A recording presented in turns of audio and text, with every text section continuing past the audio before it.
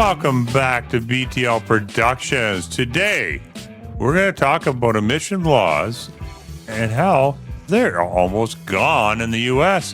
What does that mean for the American consumer? It means lower prices, better cars, and more choice. Stick with me. I'll tell you all about it.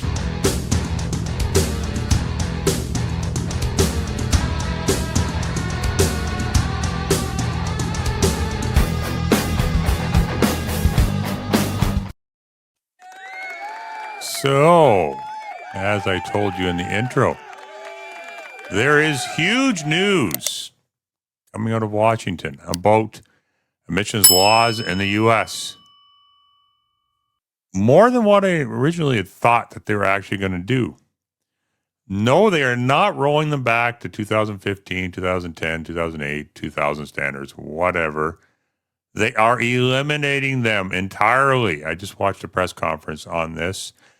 And even the reporters, they just didn't seem to get it.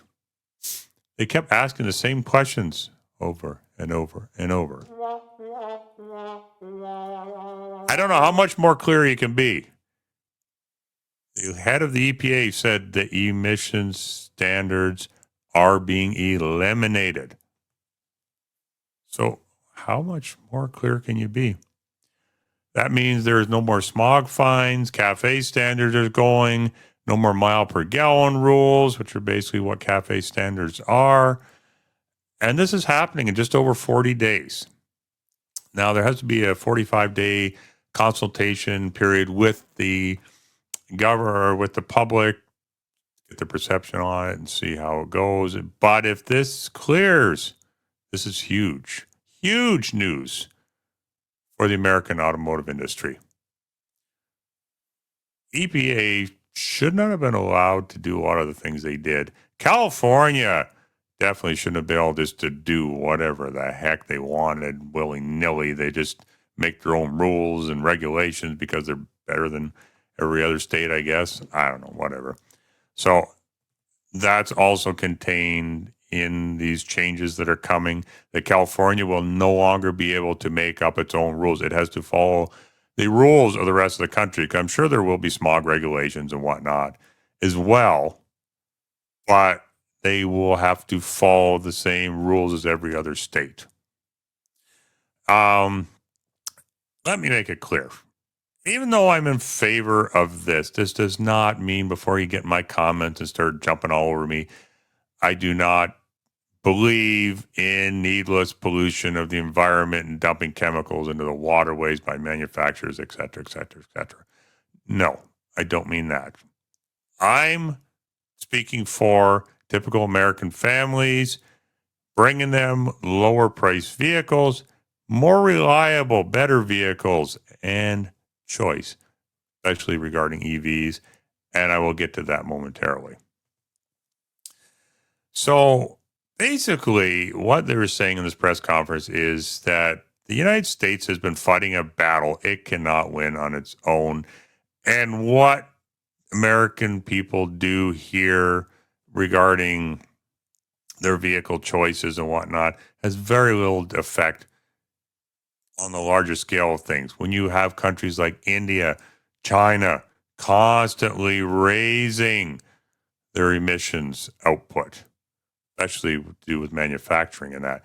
Now, this regulations do not strip away emissions and pollution regulations for manufacturers. This is just purely the vehicles here that people are driving, light duty, medium duty, and heavy duty trucks and cars, of course. Why is this a big deal? Well, because who pays for this? You put all these regulations on there. It's the American family that is paying for this.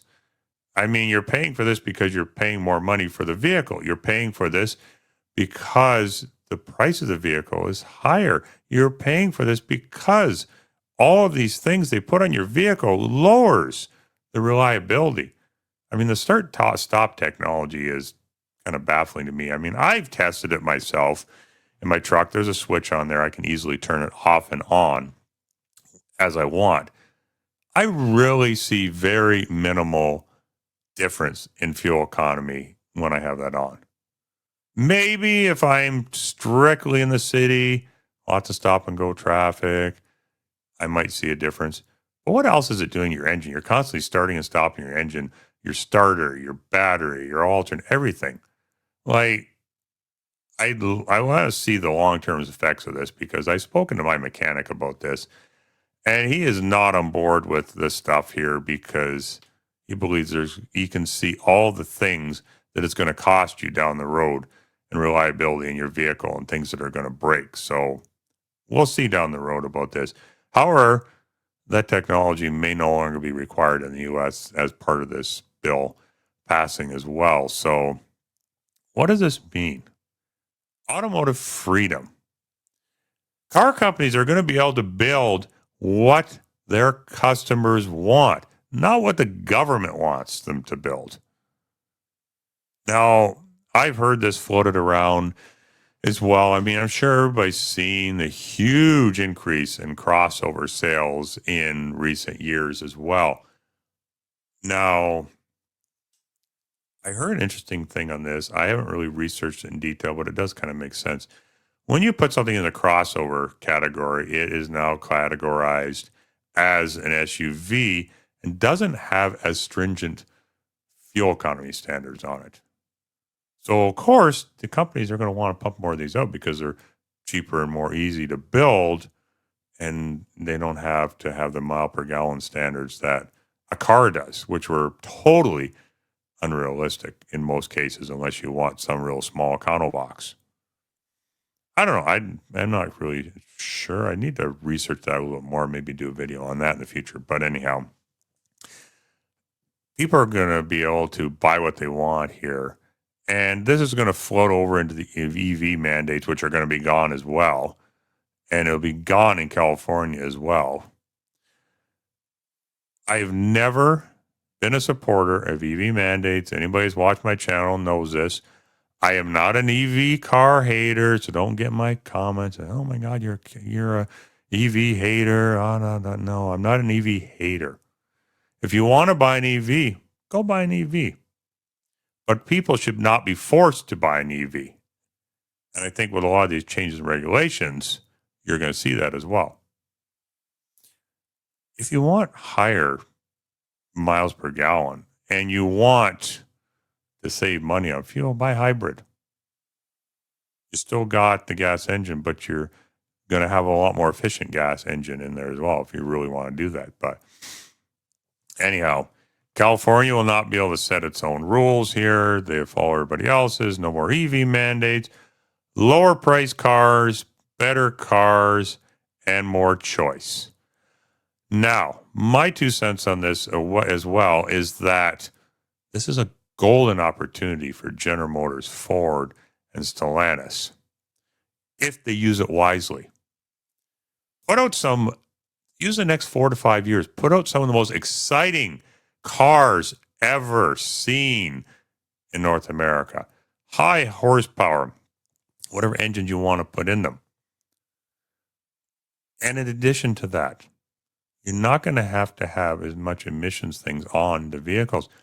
Bring the prices down. Bring them down as low as you possibly can. Show people how much this was costing them. Specifically with diesel engines. Maybe we'll see a resurgence in diesel engines, North America. I mean, I've already seen it on the lots, even in Canada as well.